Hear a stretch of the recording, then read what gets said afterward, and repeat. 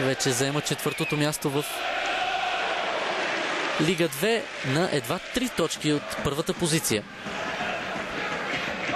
А безспорно получи и Рамирес, който дълго време се възстановяваше от контузия, но изглежда бразилеца все още не е готов за това.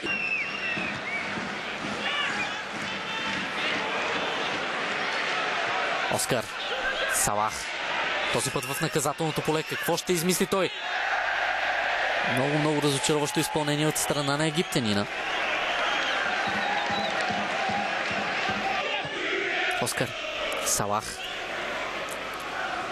Трима срещу него. Много умно комбинира в Весоловски.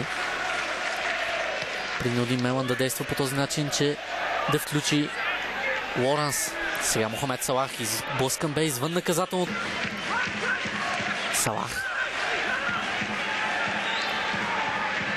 Подаване към Оскар. Той опитва да продължи за Андре Шрюсбари.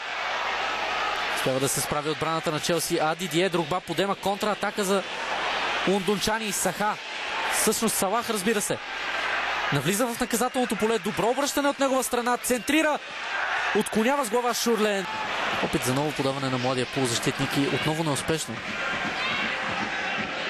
Джанови Микел. Топката продължава да е в игра. Изглежда Дидие Дрогба се е възстановил. Именно той играе сега с топката.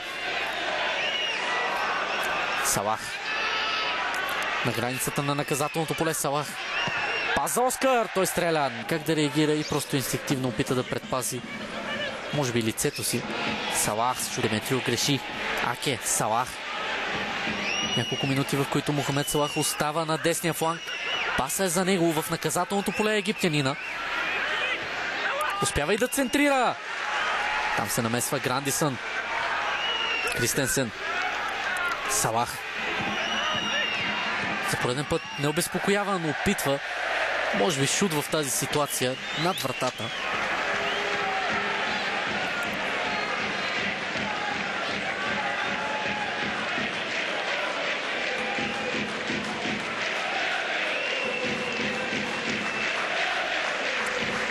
Личи се, че именно креативността все още може би един от най-добрите вратари в света. Чудесно подаване за Мохамед Салах.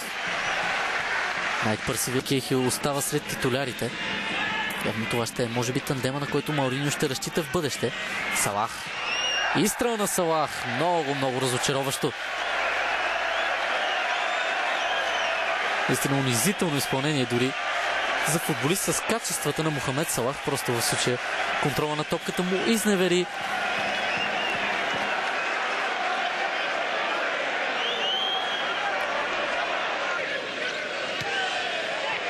Салах.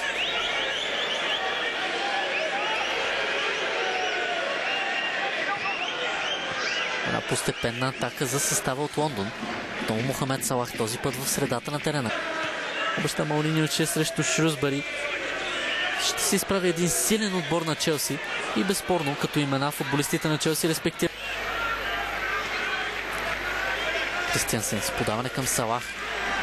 Една последна атака за Челси. Той опитва да комбинира с Дидие Дрогба. Не се получи. Със сигурност рядко се случва толкова известни футболисти да идват тук. А сега Дидие Дрогба открива резултата. 49-та минута.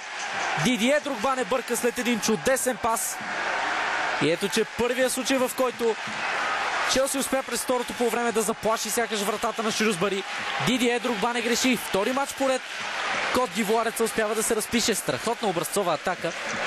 Късмета до известна степен бе на страдата на лондончани, съглед на това, че тук се получи рикошет, за да достигне топката до Мохамед Салах. Но колко прецизен пас от страна на египтянина.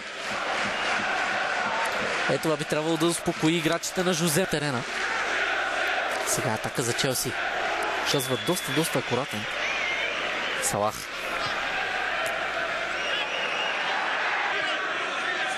Преди 2 години, за да видим последния път, в който тим от Висшата лига гостуваше на Шрюсбари на този стадион. Мохамед Салах. Английския футбол. Челси обаче никога. Всъщност в оставащите седмици Челси ще се изправи срещу Куинс Парк Рейнджърс. Мач, който почти сигурно според букмейкерите означава победа за лондонския Челси. Богата е визитката на този футболист, а сега в нея той може да се похвали и с попадение във вратата на Челси. Ще означава ли обаче това попадение, че отбора му няма да загуби? Аке с индивидуален пробив опитва да отклони към Салах. Египтянина подава към Фелипе Луис.